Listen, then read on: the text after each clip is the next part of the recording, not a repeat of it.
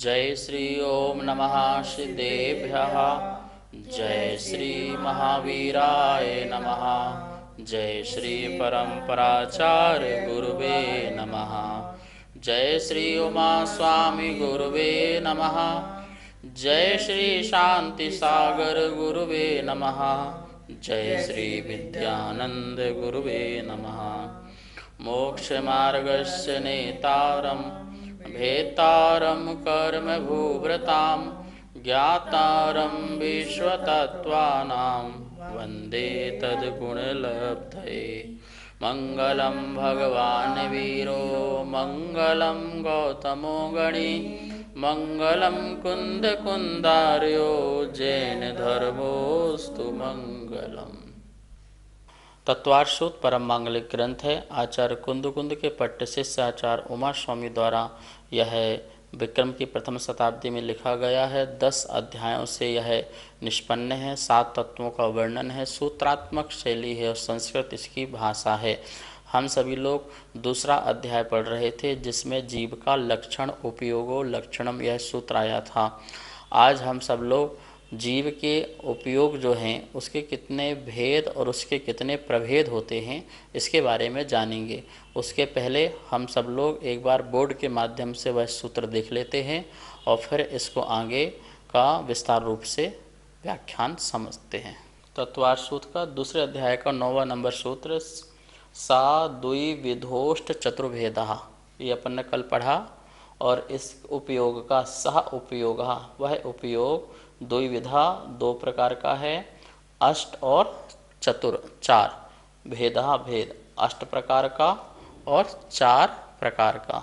इस प्रकार से द्विविध जो है वो 2 प्रकार का जो उपयोग है वो कौन कौन सा है, ज्ञानोपयोग और दर्शन उपयोग। और ज्ञान उपयोग के 8 भेद हैं और दर्शन उपयोग के जो हैं वो चतुर्भेदः 4 प्रकार का है। इस प्रकार से यह ये सूत्र का अर्थ हुआ। अब इस सूत्र को मैं अपन क्या क्या बातें हैं उसके बारे में समझते हैं। ज्ञान में उपयोग और दर्शन में उपयोग, ज्ञान का व्यापार और दर्शन का व्यापार, ज्ञान का कार्य या दर्शन का कार्य। इस प्रकार से ज्ञान और दर्शन जहाँ भी हम बार बार पढ़ते हैं तो पहले ज्ञान और दूसरी बार में दर्शन ऐसा पढ़ते हैं, जबकि दर्शन पहले होता है और ज्ञान बाद में होता है। छद्मस्त जो जीव हैं संसार में उनके दर्शन पहले होता है और ज्ञान बाद में होता है। जो केवली हैं उनको युगपद दर्शन और ज्ञान होता है और जो छद्मस्त हैं उनके लिए दर्शन पूर्वक ज्ञान होता है। प्रश्न यहाँ ये खड़ा होता है, जब दर्शन पूर्वक ज्ञान होता है तो फिर ज्ञान दर्शन क्यों बोलते हैं? हर जगह लिखा रहेगा ज्ञाता दृष्टा बनिए, ज्ञान दर्शन आत्मा का गुण है, ज्ञान दर्शन उपयोग आत्मा का स्वभाव है, वह लक्षण है। तो इस प्रकार से जो बातें आती हैं ज्ञान को पहले और दर्शन को बाद में, और कार्य होता है दर्शन पहले और ज्ञान बाद में, और केवलियों के दर्शन ज्ञान एक साथ होता है। तो पहले दर्शन बोलना चाहिए ना, फिर ज्ञान, लेकिन ऐसा नहीं, क्योंकि सूत्र में भी इस प्रकार से व्यवस्था होगी, उसमें ज्ञान पहले होगा और दर्शन बाद में लिखा होगा। यहाँ पर ज्ञान पूज्य है। क्या है? ज्ञान पूज्य होने के कारण दर्शन के पहले ज्ञान को लिखा जाता है या बोला जाता है। ज्ञान ही ऐसी वस्तु है जिसके द्वारा हमें सुख का अनुभव होता है, आनंद का अनुभव होता है, शक्ति का अनुभव होता है। यूँ कहें कि ज्ञान के माध्यम से ही समस्त जितनी भी शक्तियाँ हैं, गुण हैं, स्वभाव हैं, वह सब अनुभव में यदि आता है तो वो ज्ञान के माध्यम से। चेतना भी अनुभव में आती है तो वो ज्ञान के माध्यम से। इसलिए ज्ञान को पूज्य होने के कारण पहले रखा जाता है। सूत्रात्मक शैली में एक व्यवस्था और भी है कि जो जिसमें कम अक्षर होते हैं उसको पहले भी रखते हैं। दर्शन में 3 है, ज्ञान में 2 हैं, इस कारण उसे पहले भी कह सकते हैं। और सबसे मेन इम्पॉर्टेंट जो बात है वह यही है कि ज्ञान में ही समस्त गुणों का अनुभव होता है और वह पूज्य होने के कारण उसे पहले रखा जाता है। ठीक है ना। और यदि हम सैद्धांतिक दृष्टि से देखें तो दर्शन जो है पहले होता है और ज्ञान जो बाद में होता है। दर्शन एक सामान्य ज्ञान को दर्शन कहते हैं, विशेष ज्ञान को ज्ञान कहते हैं। ध्यान रखना दोनों में क्या अंतर है, सामान्य ज्ञान और विशेष ज्ञान। सामान्य ज्ञान ये आपका संसार में चलने वाला जनरल नॉलेज को नहीं कह रहे हैं कि जनरल नॉलेज ज्ञान हो गया तो सामान्य ज्ञान हो गया, वो बात नहीं चल रही है। पदार्थ का प्रथम मिलन आत्मा का या ज्ञान का होता है, उसे दर्शन कहते हैं। जब भी किसी भी पदार्थ का ज्ञान से जो मिलन होता है उसे दर्शन कहते हैं। ठीक है ना। तो सामान्य प्रतिभास उसे भी दर्शन कहते हैं। निर्विकल्पम दर्शनम, जो निर्विकल्प है उसे दर्शन कहते हैं। साविकल्पम ज्ञानम, जो साविकल्प है उसे ज्ञान कहते हैं। विकल्प का अर्थ होता है भेद, विकल्प का अर्थ होता है विशेष, और निर्विकल्प का अर्थ यहाँ पे जो है जहाँ पर भेद ना हो, अभेदात्मक जो ज्ञान है वो दर्शन है, भेदात्मक जो ज्ञान है वो ज्ञान है। बात समझ में आ गई ना आपको। यहाँ पर एक शब्द और आएगा, साकार और निराकार। चलिए हम इसको स्लाइड के माध्यम से ही देख लेते हैं। उपयोग के जो 2 भेद हैं उनकी क्या क्या परिभाषाएं हैं और क्या क्या इनका स्वरूप है। यहाँ लिखा है उपयोग, उपयोग के 2 भेद, ज्ञान उपयोग और दर्शन उपयोग। ठीक है ना। आपको चित्र में दिखाई दे रहा होगा, आपके पास पेन कॉपी हो तो उसे नोट भी कर सकते हैं। ज्ञान उपयोग और दर्शन उपयोग। ज्ञान उपयोग के नीचे क्या लिखा हुआ है, साकार, और दर्शन उपयोग के नीचे क्या लिखा हुआ है, निराकार। साकार और निराकार। साकार ज्ञान जो है वो ज्ञान उपयोग है, ज्ञान का व्यापार है, और जो निराकार उपयोग है वो दर्शन है। ठीक है ना। ज्ञान उपयोग के नीचे लिखा हुआ है, साकार के नीचे, अंतर मुहूर्त काल तक मति श्रुत अवधि और मना पर ज्ञान अपने अपने विषय को विशेष रूप से ग्रहण करते हैं। जैसे मति ज्ञान है वह अपने जो विषय हैं, सब्जेक्ट हैं, जो 5 इंद्रिय मन से जो भी सब्जेक्ट उसको प्राप्त होते हैं उनको जो विशेष रूप से ग्रहण करता है उसे ज्ञान उपयोग कहते हैं। दर्शन उपयोग चक्षु दर्शन, अचक्षु दर्शन अथवा अवधि दर्शन द्वारा अविशेष रूप से पदार्थ का ग्रहण होना। अविशेष रूप से पदार्थ का ग्रहण होने का मतलब क्या है कि उसको विशेष रूप से नहीं जानना। विशेष रूप से जानेंगे तो वो ज्ञान का विषय बन जाएगा। कहने का मतलब है यदि निर्णय हो गया पदार्थ का तो वो ज्ञान उपयोग हो जाएगा। जब तक निर्णय नहीं हुआ वो दर्शन उपयोग है। संशय भी नहीं है क्योंकि वस्तु का ज्ञान है, वस्तु तो प्रतिभास हो ही रही है पर निर्णय नहीं है, तो जब तक निर्णय नहीं है वो दर्शन उपयोग है। और जब वस्तु का निर्णय हो जाता है किसी विशेष ज्ञान, विशेष उसके गुण पर्याय आदि से, तो वो ज्ञान उपयोग में चला जाता है। यहाँ देखिए लिखा है साकार और निराकार में क्या अंतर है। किसे कहते हैं साकार। कुछ लोग साकार को आकार समझ लेते हैं कि भैया जो आकार का ज्ञान होता है वो साकार और जो आकार का ज्ञान ना हो वो निराकार, पर ऐसा नहीं है। यहाँ पर देखिए क्या लिखा हुआ है। यहाँ आकार से मतलब लंबाई चौड़ाई से नहीं है, बल्कि जैसा पदार्थ है वैसा ज्ञान में ज्ञात होना आकार है। जैसा भी पदार्थ है, जिस रूप में भी है, उस रूप में पदार्थ का क्या होना, ज्ञान होना, उसे आकार कहते हैं। क्या कहते हैं, आकार।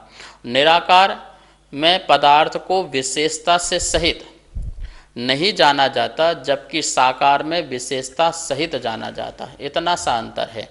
आम देखा, सुना, जाना ये क्या हो गया? दर्शन हो गया। अब ये पीला है, ये मीठा है, ये छोटा है, ये बड़ा है, ये रूखा है, ये चिकना है, ये गर्म है, ठंडा है, जो भी ये विशेष रूप से जो जानना, भेद करके जो जानना, वो सारा का सारा साकार ज्ञान कहलाएगा। क्या कहलाएगा? साकार। समझ में आ गया ना आपको? उसकी क्वालिटीज़ जानना, उसके बारे में और डीप में जानना, विशेष रूप से वो साकार ज्ञान कहलाता है। और मात्र अभेद रूप से पदार्थ का दिखना, क्योंकि विशेष भी तभी होगा जब सामान्य होगा। सामान्य नहीं है तो विशेष नहीं हो सकता। आम पीला तभी होगा जब आम होगा। जब आम ही नहीं है तो पीला किस बात का? तो जो ये आम है, ये जो हमें ज्ञान हुआ, ये दर्शन, लेकिन ये पीला है, नीला है, जैसा भी है, मीठा है, खट्टा है, ये क्या हो गया? विशेष, वो ज्ञान के उपयोग में। इसी को बोलते हैं विकल्प और निर्विकल्प। विकल्प मतलब भेदात्मक ज्ञान और निर्विकल्प मतलब अभेदात्मक ज्ञान। तो इस प्रकार से यहाँ पर साकार और निराकार यहाँ पर लगाना। गुरुदेव नमोस्तु। दर्शन उपयोग का हमें कैसे अनुभव हो? दर्शन उपयोग छद्मस्तों के अनुभव का विषय नहीं बन पाता है, क्योंकि उसका जो समय है इतना अत्यंत सूक्ष्म होता है, जिसके कारण वह हमारे उपयोग में नहीं आ पाता है। हमारा उपयोग ज्ञान उपयोग बन पाता है। ज्ञान उपयोग में हम वस्तु के विशेष अवस्थाएं, पर्याय आदियों के कारण वह अनुभव का हमारा विषय बन जाता है।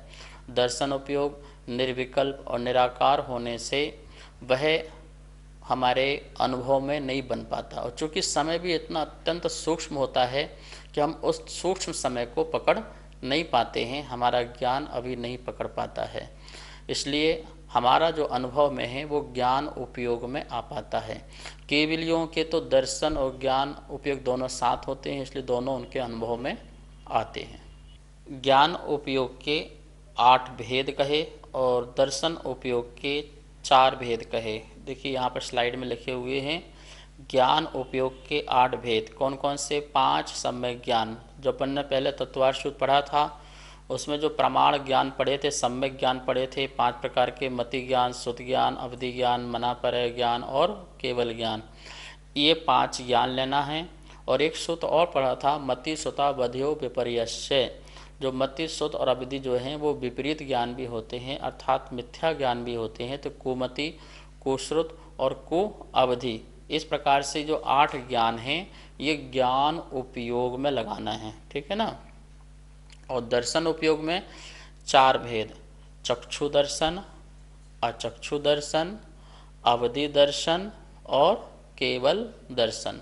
इस प्रकार से ये यहाँ पर दोनों के भेद के प्रभेद हुए। उपयोग 2 प्रकार का, भेद हो गया, और भेद के प्रभेद, एक के 8 भेद और एक के 4 भेद। अब इनके बारे में अपन समझते हैं कि इनका परिभाषाएं कैसे बनेंगी, क्योंकि उपयोग में लगाना है।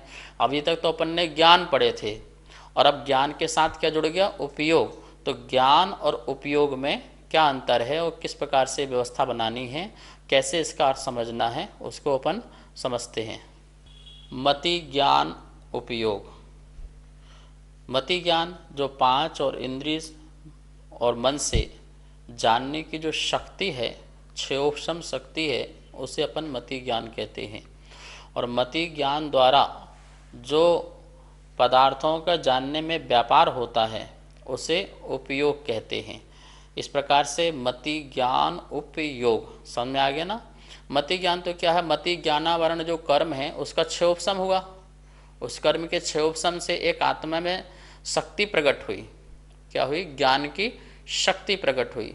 और वो शक्ति जब प्रकट हो गई तो उसके बाद जो जाना जा रहा है, जानने में आत्मा लगा हुआ है, प्रवृत्ति कर रहा है, वो प्रवृत्ति है वो उस मति ज्ञान का उपयोग हो गया। इस प्रकार मति ज्ञान उपयोग, यह ऐसी परिभाषा इसकी बनेगी। नमोस्तु आचार्य श्री। मति ज्ञान और मति ज्ञान के उपयोग में क्या अंतर है? मति ज्ञान और मति ज्ञान उपयोग में दोनों में अंतर है। आप थोड़ा समझिए। मति ज्ञान व्यक्त ज्ञान है। कौन सा ज्ञान है? व्यक्त, प्रकट ज्ञान है। और मति ज्ञान उपयोग व्याप्ति ज्ञान है, व्यक्ति ज्ञान है, अर्थात जो व्याप्त हो रहा है, अर्थात जो प्रभायमान हो रहा है, जो बह रहा है, जो जिससे जाना जा रहा है, उसे क्या कहेंगे? मति ज्ञान उपयोग। ठीक है ना? जो हमें ज्ञान प्रकट हो गया, उतना कर्म का जो आवरण था वो आवरण क्षय उपशम रूप होकर के बैठ गया, तो वो जो शक्ति प्रकट हो गई, ज्ञान की प्रकटता प्रकट हो गई, वो क्या हो गया? मति ज्ञान। मतलब हमको स्पर्शन, रसना, घ्राण, चक्षु, श्रोत्र और मन संबंधी जानने की जो शक्ति प्रकट हुई है, अभी शक्ति प्रकट हुई है, उसे मति ज्ञान कहते हैं। ठीक है ना? और उसमें जो जानने के जो पर्याय चल रही हैं, व्यापार चल रहा है, कार्य चल रहा है, उसे मति ज्ञान उपयोग कहते हैं। तो व्यक्त और व्यक्ति जो प्रकट हुआ है उसका प्रभावमान होना, वह मति ज्ञान उपयोग कहलाता है। इसी प्रकार श्रुत ज्ञान और श्रुत ज्ञान उपयोग, अवधि ज्ञान और अवधि ज्ञान उपयोग, मनः पर ज्ञान और मनः पर ज्ञान उपयोग, केवल ज्ञान और केवल ज्ञान उपयोग। ठीक है ना? ये जो ज्ञान अपन लेंगे उसको लेंगे अपन शक्ति। श्रुत ज्ञान मति ज्ञान पूर्वक जाने हुए पदार्थ की जानने की जो शक्ति प्रकट होती है, व्यक्तता प्रकट होती है, उसे श्रुत ज्ञान कहेंगे। और उसमें जो जानने का व्यापार चल रहा है उसे श्रुत ज्ञान उपयोग कहेंगे। अवधि ज्ञान मर्यादा लिए हुए द्रव्य क्षेत्र काल की रूपी पदार्थों को जो जानता है, मन इंद्रिय के अभाव में, अभाव का मतलब उसके बिना, जो आत्मा से प्रत्यक्ष रूप से जानता है उसे अवधि ज्ञान, और जो वो जानने की शक्ति प्रकट हुई है वो अवधि ज्ञान। और अवधि ज्ञान से जो जाना जा रहा है पदार्थ को, रूपी पदार्थों को, वो अवधि ज्ञान उपयोग। मना पर ज्ञान दूसरे के मन में स्थित जो पदार्थ हैं रूपी, उनको जो जानने की शक्ति प्रकट हुई वो मति ज्ञान, और वो जान रहा है वह मति ज्ञान उपयोग।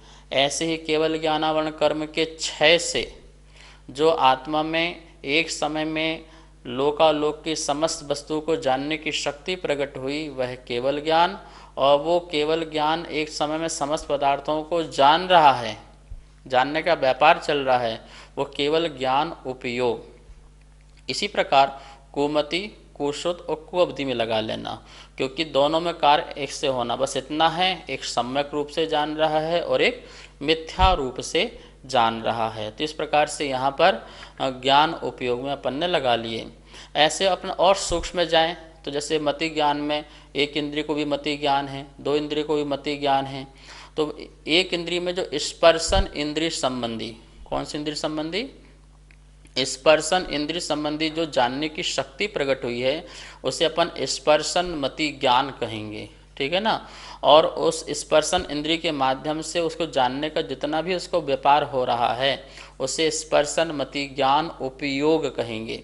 इसी प्रकार कोई दो इंद्रिय है तो स्पर्शन रसना संबंधी जो ज्ञान की शक्ति प्रकट हुई है उसे स्पर्शन रसना मति ज्ञान कहेंगे, और उसमें जानने का जो व्यापार चल रहा है वो स्पर्शन रसन मति ज्ञान उपयोग कहेंगे। इस प्रकार से आप ज्ञान और ज्ञान उपयोग दोनों इस प्रकार से लगाते जाएंगे तो हमें सारी बात बिल्कुल स्पष्ट होते जाएगी। इस प्रकार से ज्ञान उपयोग। अब आते हैं अपन दर्शन उपयोग। दर्शन उपयोग क्या है? पहले तो दर्शन शब्द समझ लीजिए। दर्शन के अलग अलग जगह पर अलग अलग अर्थ होते हैं। दर्शन का एक सामान्य अर्थ तो आप जानते हैं, देखना, अवलोकन करना, जैसे बोलते हैं देव दर्शन, भगवान का दर्शन करना, देखना, तो एक ये होता है। एक दर्शन का अर्थ होता है जैसे जैन दर्शन, मीमांसक दर्शन, न्याय दर्शन, सांख्य दर्शन। तो वहाँ पर जो दर्शन है वहाँ पे लेना है दृष्टि, कि जैन के क्या दृष्टि है तत्व के प्रति, वस्तु के प्रति। तो वहाँ दृष्टि लेना है कि आपकी क्या दृष्टि है, आपका क्या मत है। तो वो मत, वो दृष्टि जो है वहाँ पर दर्शन का अर्थ दृष्टि लेना है। ठीक है, मत लेना है। और एक दर्शन का अर्थ मोक्ष मार्ग में श्रद्धा भी होता है। क्या होता है? सम्यक दर्शन मतलब सम्यक श्रद्धा। तो वहाँ पर श्रद्धा लेना है। यहाँ पर जो दर्शन लेना है, ना देखना लेना है, ना दृष्टि लेना है और ना श्रद्धा लेना है।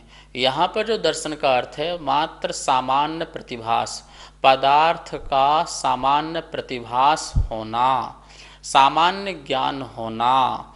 जो विशेष ज्ञान है उसके पूर्व जो सामान्य ज्ञान होता है उसे ही हम क्या कहते हैं? दर्शन कहते हैं। दर्शन के 4 भेद हैं। कितने भेद हैं? 4 भेद हैं। चक्षु दर्शन, अचक्षु दर्शन, अवधि दर्शन और केवल दर्शन। चक्षु दर्शन मतलब क्या? चक्षु इंद्रिय के निमित्त से आत्मा जो सामान्य रूप से जान रही है, आत्मा चक्षु इंद्रिय के निमित्त से पदार्थों को जो सामान्य रूप से जान रही है, सामान्य प्रतिभास कर रही है, अभेद रूप से जान रही है, निर्विकल्प रूप से जान रही है, निराकार रूप से जान रही है, उसे कहते हैं चक्षु दर्शन। ठीक है ना? अथवा चक्षु दर्शन उपयोग और चक्षु दर्शन 2 बात यहाँ भी लगाएंगे, जैसे मति ज्ञान और मति ज्ञान उपयोग, ऐसे चक्षु दर्शन और चक्षु दर्शन उपयोग। चक्षु दर्शना वर्ण कर्म के क्षयोपशम से जो हमें सामान्य प्रतिभास होता है वो क्या हुआ? चक्षु दर्शन। और सामान्य प्रतिभास रूप परिणमता हुआ जो दर्शन है, जानने का ज्ञान है, वो चक्षु दर्शन उपयोग कहलाएगा। ठीक है ना? अचक्षु दर्शन, चक्षु इंद्रिय को छोड़ करके जो शेष इंद्रिय और मन बची हुई है उनके द्वारा, मतलब अचक्षु दर्शना वर्ण कर्म के क्षयोपशम से जो जीव में जानने की जो शक्ति प्रतिभा, जो सामान्य प्रतिभास जानने की जो शक्ति प्रकट होती है उसे अचक्षु दर्शन कहते हैं। और सामान्य प्रतिभास होता हुआ जो व्यापार हो रहा है उसे अचक्षु दर्शन उपयोग कहते हैं। ठीक है? अवधि दर्शन किसे कहते हैं? अवधि ज्ञान के पहले होने वाला जो अवधि दर्शन है उसकी जो शक्ति प्रकट होती है अवधि दर्शना वर्ण कर्म के क्षयोपशम से, उस शक्ति को अवधि दर्शन कहते हैं। और जो सामान्य प्रतिभास व्यापार चल रहा है जानने का निर्विकल्प रूप से, उसे अवधि दर्शन उपयोग कहते हैं। इसी प्रकार केवल दर्शन लगाएंगे कि केवल ज्ञान के साथ साथ जो सामान्य प्रतिभास होने की जो शक्ति प्रकट होती है वह केवल दर्शन है। मतलब केवल दर्शना वर्ण कर्म के क्षय से जो शक्ति प्रकट होती है केवल ज्ञान के साथ साथ पदार्थ को सामान्य रूप से जानने की, उसे केवल दर्शन कहते हैं। और जो प्रतिभास का व्यापार चल रहा है उसे केवल दर्शन उपयोग कहते हैं। इस प्रकार से यहाँ पर ज्ञान उपयोग और दर्शन उपयोग को अपन ने समझा। एक बात जरूर ध्यान रखना, ज्ञान उपयोग में जो मति ज्ञान, शुद्ध ज्ञान, अवधि ज्ञान है, गुण तो एक ही है, ज्ञान गुण तो एक ही है, उसी ज्ञान गुण की पर्याय हैं ये। दर्शन गुण की पर्याय में चक्षु, अचक्षु, अवधि, दर्शन, केवल दर्शन, ये दर्शन गुण की पर्याय है। ज्ञान गुण एक, दर्शन गुण एक, इन दोनों गुणों की ही क्या है? पर्याय हैं। ऐसा नहीं कि मति गुण अलग हो, शुद्ध ज्ञान गुण अलग हो, अवधि ज्ञान गुण अलग हो, गुण एक ही है और उसकी एक बार में एक ही पर्याय पाई जाती है। यह बात यहाँ पर बताई गई है। तो इस प्रकार से एक गुण की एक पर्याय होती है। तो ज्ञान गुण अपने आप में एक है और जिसका क्षयोपशम होता है, जिस समय जिसमें उपयोग होता है, उस उपयोग जो है वो एक पर्याय निकल के आती है। जैसे मति ज्ञान का उपयोग चल रहा हो तो मति ज्ञान का कार्य करेगा, अवधि ज्ञान का उपयोग चल रहा हो तो अवधि ज्ञान कार्य करेगा, मना परे ज्ञान का उपयोग चल रहा हो तो मना परे ज्ञान। इसी प्रकार से केवल ज्ञान, और ऐसे ही दर्शन में भी लगाना कि दर्शन गुण तो एक है, जिस समय चक्षु इंद्रिय के निमित्त से जानने का व्यापार चल रहा हो तो उस समय अचक्षु दर्शन का उपयोग नहीं लगा है, ऐसा चक्षु दर्शन का उपयोग लगा है तो एक बार में एक ही उपयोग लगता है और उसकी गुणों की एक बार में एक ही पर्याय होती है। आज इतना ही, शेष विषय कल समझेंगे। मृणाल जैन, महाराष्ट्र। आपकी शंका है स्वभाव अर्थ पर्याय और स्वभाव व्यंजन पर्याय में क्या अंतर है? स्वभाव अर्थ पर्याय, जहाँ किसी कर्म की निमित्तता की आवश्यकता नहीं है, जो त्रैकालिक है वह स्वभाव अर्थ पर्याय होती है। स्वभाव व्यंजन पर्याय, जो कर्म के क्षय उपशम, क्षयोपशम अथवा क्षय से प्रकट हुई जो पर्याय है। जैसे केवल ज्ञान, केवल ज्ञान कैसे प्रकट हुआ है? जो ज्ञानावरणी दर्शनावरणी आदि कर्म हैं उनके अभाव होने से केवल ज्ञान की क्या हुई है? प्राप्ति हुई है। तो इस प्रकार से जो केवल ज्ञान है वो कैसा हुआ? वो स्वभाव व्यंजन पर्याय हुई। लेकिन जो ज्ञान गुण है वो कैसा है? वो ज्ञान गुण जो है वो है स्वभाव अर्थ पर्याय हुई। इस प्रकार से इन दोनों में अंतर है। डॉक्टर स्वाति जैन, पुणे, महाराष्ट्र। आपका प्रश्न है कि हम ध्यान में जब बैठते हैं 1 घंटे के लिए तो 10-15 मिनट तो समय लगता है, मन लगता है, लेकिन बाद में फिर नहीं लगता है। मैं तो ये कह रहा कि 15 मिनट भी यदि आपका ध्यान में मन लग रहा है तो आप तो बहुत अच्छी बात है, आपका एकाग्रता बहुत ही बढ़िया चल रही है, गृहस्थ जीवन में भी आपका इतना ध्यान लग रहा है। इसको आप थोड़ा थोड़ा करके कायसर्ग, सामायिक और इसमें वीतरागता, ज्ञाता दृष्टापना और स्वाध्याय का चिंतन बढ़ाते हुए पर पदार्थ से मोह छोड़ते जाइए, राग छोड़ते जाइए और मैं एकत्व की भावना भाते जाइए, अनित्य की भावना भाइए, जिससे आपका और भी अच्छा मन लगेगा। अभी शुभ मन रूप लग रहा है और उसके बाद हमारा आगे चल करके शुभ शुद्ध रूप भी मन लगे, ऐसे भावना आपकी जागृत होती जाएगी। जा वाणी के ज्ञान से सूझे लोकालोक, सो वाणी मस्तक धरूं सदा देत हो दो। हे जन वाणी भारती तो हे जपो दिन रेन, जो तेरा शरणा धरे सो पावे सुख चैन। सभी को बहुत बहुत मंगल आशीर्वाद।